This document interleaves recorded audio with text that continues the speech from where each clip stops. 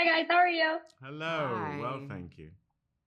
Hi, so I wanted to start asking with a very actory question because, like David, I know you have done theater, and most actors either start in theater or have a relation to theater.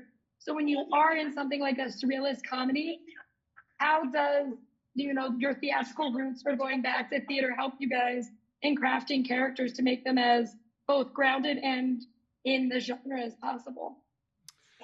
Well, one of the things that doing theater affords you, I think, is really understanding the value of connection with your fellow actors. And so, in Simone and I playing husband and wife, we were trying to find as many ways that our history could be believable on screen. One of the things we did that I really loved is that we went ballroom dancing Yeah. together. We learned to dance together, both as something that we knew we wanted to do in the show, but also a way of connection, because it's not just how you communicate verbally, it's how you communicate in a physical space with each other, which is something that is very, very much on your mind when you're doing theater. And I just felt, obviously initially we were stepping on each other's feet and trying to navigate each other's bodies Yeah. in a space, and then with time there was a level of comfort that then worked its way into the show itself. So I think things like that are some of the tricks you employ that are beneficial to a show. Yeah, and I just talked about Keem, and he was talking about how when it came to the set, it really helped you guys because the set direction and the music that was being played was all very much time period appropriate Mm. with the 1960s. How does stuff like that help you guys as actors really kind of just get into character the minute you step on the kind of set?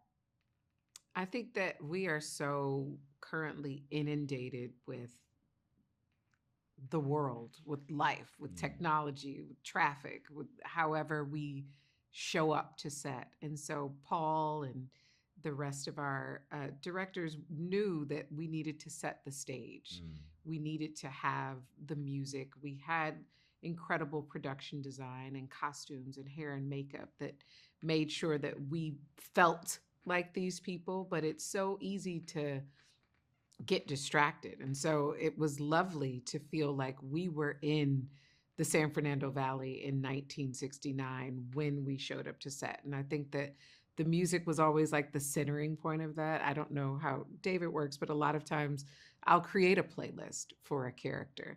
And so to be able to have that almost running as you are working, Mm. and like you said, with our dance numbers and even just the dance rehearsals, all of those things helped us to get these people in our bodies and in our minds so that it did feel like you were stepping into another world when you went to set.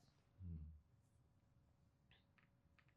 Well, I absolutely love the show. So thank you guys so much for talking with me today. Before I leave, I want to say, David, you're part of my struggle as a human being to see an Othello.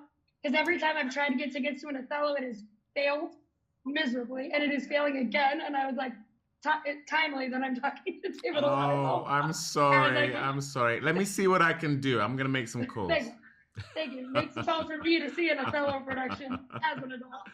But thank you guys. I love government cheese. I can't wait for everyone else to get to see it. Thank Thank you. Thank you so you. Thank much. you guys.